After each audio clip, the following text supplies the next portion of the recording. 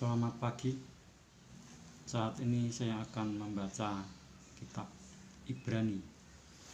Saya mulai dari Ibrani yang pertama. Allah berfirman dengan perantaraan anaknya. Setelah pada zaman dahulu Allah berulang kali dan dalam pelbagai cara berbicara kepada nenek moyang kita dengan perantaraan nabi-nabi, maka pada zaman akhir ini Ia telah berbicara kepada kita dengan perantaraan anaknya yang telah Ia tetapkan sebagai yang berhak menerima segala yang ada. Oleh Dia Allah telah menjadikan alam semesta.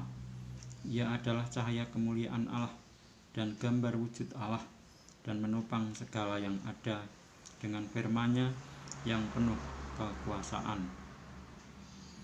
Dan setelah Ia selesai mengadakan penyucian dosa, Ia duduk di sebelah kanan yang maha besar, di tempat yang tinggi, jauh lebih tinggi daripada malaikat-malaikat, sama seperti nama yang dikaruniakan kepadanya jauh lebih indah daripada nama mereka.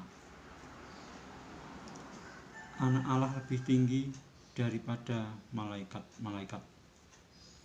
Karena kepada siapakah di antara malaikat-malaikat itu pernah Ia katakan, "Anakku engkau telah kuperanakkan pada hari ini, dan aku akan menjadi bapanya, dan ia akan menjadi anakku." Dan ketika Ia membawa pula anaknya yang sulung ke dunia, Ia berkata, "Semua malaikat Allah harus menyembah Dia." Dan tentang malaikat-malaikat Ia berkata, "Yang membuat malaikat-malaikatnya menjadi badai dan pelayan-pelayannya menjadi nyala api." Tetapi tentang anak Ia berkata, "Tahtamu, ya Allah, tetap untuk seterusnya dan selamanya, dan tongkat kerajaanmu adalah tongkat kebenaran. Engkau mencintai keadilan dan membenci kefasikan. Sebab itu Allahmu telah mengurapi engkau dengan minyak sebagai tanda kesukaan, melebihi teman-teman sekutumu. Dan pada mulanya, ya Tuhan, Engkau telah meletakkan dasar bumi, dan langit adalah buatan tanganmu. Semuanya itu akan binasa, tetapi Engkau tetap ada, dan semuanya itu akan menjadi usang seperti pakaian. Seperti jubah akan Engkau gulungkan mereka, dan seperti persalinan mereka akan diubah. Tetapi Engkau tetap sama, dan tahun-tahunmu tidak berkesudahan. Dan kepada siapakah di antara malaikat itu pernah Ia berkata, 'Duduklah di sebelah kananku, sampai kubuat musuh-musuhmu menjadi tumpuan kakimu'? Bukankah mereka semua adalah roh-roh yang melayani, yang diutus untuk melayani mereka yang harus memperoleh keselamatan?" Saya lanjutkan membaca Ibrani yang kedua. Keselamatan yang besar. Karena itu harus lebih teliti kita memperhatikan apa yang telah kita dengar, supaya kita jangan hanyut di bawah arus. Sebab kalau firman yang dikatakan dengan perantaraan malaikat-malaikat tetap berlaku, dan setiap pelanggaran dan ketidaktaatan mendapat balasan yang setimpal, bagaimanakah kita akan luput jikalau kita menyia-nyiakan keselamatan yang sebesar itu, yang mula-mula diberitakan oleh Tuhan dan oleh mereka yang telah mendengarnya kepada kita dengan cara yang dapat dipercayai. Sedangkan Allah meneguhkan kesaksian mereka oleh tanda-tanda dan mujizat-mujizat, dan oleh berbagai-bagai penyataan kekuasaan dan karunia Roh Kudus yang dibagi-bagikannya menurut kehendak-Nya. Yesus seketika lebih rendah daripada malaikat-malaikat. Sebab bukan kepada malaikat-malaikat telah ia taklukkan dunia yang akan datang, yang kita bicarakan ini. Ada orang yang pernah memberi kesaksian di dalam suatu nas, katanya, apakah manusia sehingga engkau mengingatnya, atau anak manusia sehingga engkau mengindahkannya? Namun engkau telah membuatnya untuk waktu yang singkat, sedikit lebih rendah daripada malaikat-malaikat.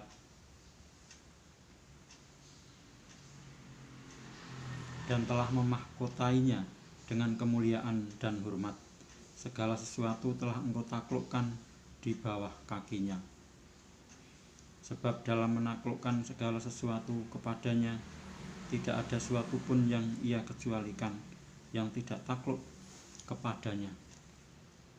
Tetapi sekarang ini belum kita lihat bahwa segala sesuatu telah ditaklukkan kepadanya.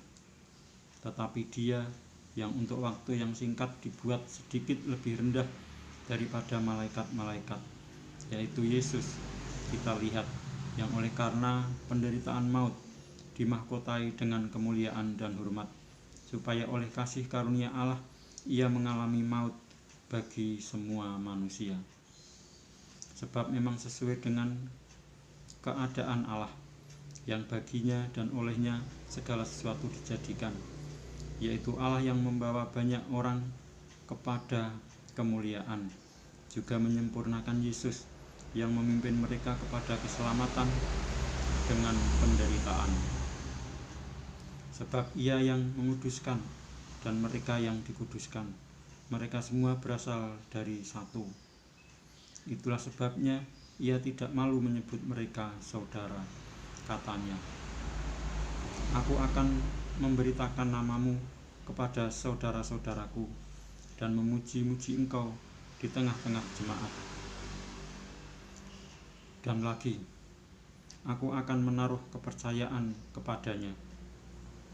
Dan lagi, sesungguhnya inilah aku dan anak-anak yang telah diberikan Allah kepadaku.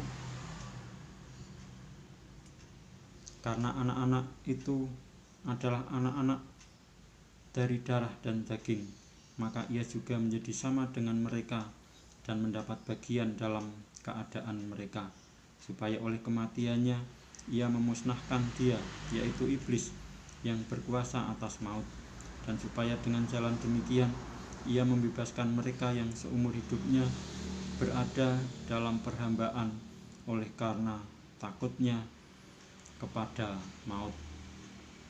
Sebab sesungguhnya bukan malaikat-malaikat yang ia kasihani, tetapi keturunan Abraham yang ia kasihani. Itulah sebabnya maka dalam segala hal ia harus disamakan dengan saudara-saudaranya, supaya ia menjadi imam besar yang menaruh belas kasihan dan yang setia kepada Allah untuk mendamaikan dosa seluruh bangsa. Sebab oleh karena ia sendiri telah menderita karena pencobaan, maka ia dapat menolong mereka yang dicobai. Saya lanjutkan membaca Ibrani yang ketiga. Yesus lebih tinggi dari Musa. Sebab itu, hai saudara-saudara yang kudus, yang mendapat bagian dalam panggilan surgawi, pandanglah kepada Rasul dan Imam besar yang kita akui, yaitu Yesus, yang setia kepada Dia yang telah menetapkannya, sebagaimana Musa pun setia dalam segenap rumahnya. Sebab ia dipandang layak mendapat kemuliaan lebih besar daripada Musa, sama seperti ahli bangunan lebih dihormati daripada rumah yang dibangunnya. Sebab setiap rumah dibangun oleh seorang ahli bangunan, tetapi ahli bangunan segala sesuatu ialah Allah. Dan Musa memang setia dalam segenap rumah Allah sebagai pelayan untuk memberi kesaksian tentang apa yang akan diberitakan kemudian. Tetapi Kristus setia sebagai anak yang mengepalai rumahnya, dan rumahnya ialah kita, jika kita sampai kepada akhirnya teguh berpegang pada kepercayaan dan pengharapan yang kita megahkan. Binasa karena murtad. Sebab itu, seperti yang dikatakan Roh Kudus, pada hari ini, jika kamu mendengar suaranya, janganlah keraskan hatimu seperti dalam kegeraman pada waktu pencobaan di padang gurun, di mana nenek moyangmu mencobai aku dengan jalan menguji aku, sekalipun mereka melihat perbuatan-perbuatanku 40 tahun lamanya. Itulah sebabnya aku murka kepada angkatan itu dan berkata, selalu mereka sesat hati dan mereka tidak mengenal jalanku, sehingga aku bersumpah dalam murkaku, mereka takkan masuk ke tempat perhentianku. Waspadalah hai saudara-saudara, supaya di antara kamu jangan terdapat seorang yang hatinya jahat dan yang tidak percaya oleh karena ia murtad dari Allah yang hidup.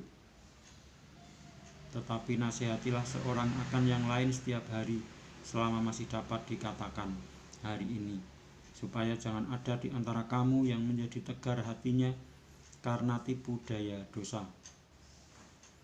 Karena kita telah beroleh bagian di dalam Kristus, asal saja kita teguh berpegang sampai kepada akhirnya pada keyakinan iman kita yang semula. Tetapi apabila pernah dikatakan, pada hari ini jika kamu mendengar suaranya, janganlah keraskan hatimu seperti dalam kegeraman. Siapakah mereka yang membangkitkan amarah Allah? Sekalipun mereka mendengar suaranya, bukankah mereka semua yang keluar dari Mesir di bawah pimpinan Musa? Dan siapakah yang ia murkai 40 tahun lamanya? Bukankah mereka yang berbuat dosa dan yang mayatnya berkelimpangan di padang gurun? Dan siapakah yang telah ia sumpahi bahwa mereka takkan masuk ke tempat perhentiannya? Bukankah mereka yang tidak taat? Demikianlah kita lihat bahwa mereka tidak dapat masuk oleh karena ketidakpercayaan mereka. Saya lanjutkan membaca Ibrani yang keempat.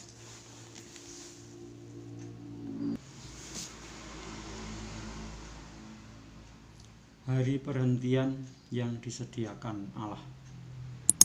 Sebab itu, baiklah kita waspada, supaya jangan ada seorang di antara kamu yang dianggap ketinggalan, sekalipun janji akan masuk ke dalam perhentiannya masih berlaku. Karena kepada kita diberitakan juga kabar kesukaan sama seperti kepada mereka. Tetapi firman pemberitaan itu tidak berguna bagi mereka, karena tidak bertumbuh bersama-sama oleh iman dengan mereka yang mendengarnya. Sebab kita yang beriman akan masuk ke tempat perhentian seperti yang ia katakan. Sehingga aku bersumpah dalam murkaku, mereka takkan masuk ke tempat perhentianku. Sekalipun pekerjaannya sudah selesai sejak dunia dijadikan. Sebab tentang hari ketujuh pernah dikatakan di dalam suatu nas, dan Allah berhenti pada hari ketujuh dari segala pekerjaannya. Dan dalam nas itu kita baca, mereka takkan masuk ke tempat perhentianku. Jadi sudah jelas bahwa ada sejumlah orang akan masuk ke tempat perhentian itu, sedangkan mereka yang kepadanya lebih dahulu diberitakan kabar kesukaan itu tidak masuk karena ketidaktaatan mereka. Sebab itu ia menetapkan pula suatu hari, yaitu hari ini, ketika ia setelah sekian lama berfirman dengan perantaraan Daud, seperti dikatakan di atas. Pada hari ini, jika kamu mendengar suaranya, janganlah keraskan hatimu. Sebab andai kata Yosua telah membawa mereka masuk ke tempat perhentian, pasti Allah tidak akan berkata-kata kemudian tentang suatu hari lain.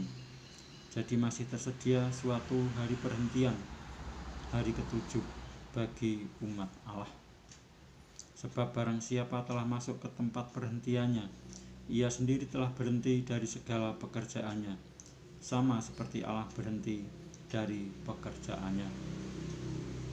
Karena itu baiklah kita berusaha untuk masuk ke dalam perhentian itu, supaya jangan seorang pun jatuh karena mengikuti contoh ketidaktaatan itu juga.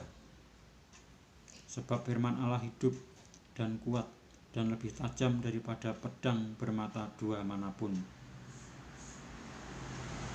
Ia menusuk amat dalam sampai memisahkan jiwa dan roh, sendi-sendi dan sumsum. Ia sanggup membedakan pertimbangan dan pikiran hati kita. Dan tidak ada suatu makhluk pun yang tersembunyi di hadapannya, sebab segala sesuatu telanjang dan terbuka di depan mata Dia, yang kepadanya kita harus memberikan pertanggungan jawab. Demikianlah saya telah membaca Ibrani sampai dengan Ibrani yang keempat, ayatnya sampai dengan ayat yang ke-13. Dan saya akan melanjutkan membaca Ibrani 4 mulai ayat 14 tentang Yesus sebagai imam besar pada kesempatan berikutnya. Sekian, terima kasih.